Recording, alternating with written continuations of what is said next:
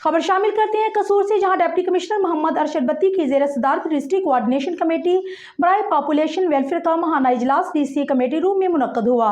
चौधरी मोहम्मद अकरम हनी फराई की रिपोर्ट।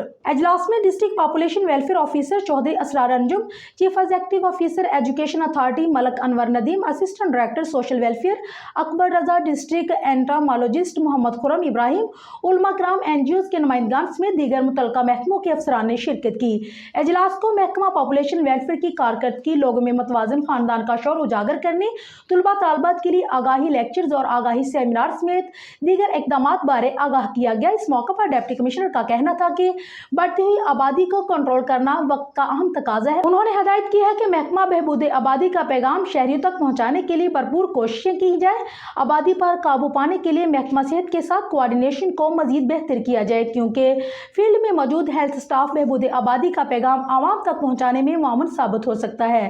उन्होंने कहा कि मां और बच्चे की सेहत को बरकरार रखने के लिए बहबूद आबादी प्रोग्रामों को घर घर पहुंचाया जाए और इस सिलसिले में ड्यूटी पर मामूर स्टाफ की कारकर्दगी वाजिया नजर आनी चाहिए।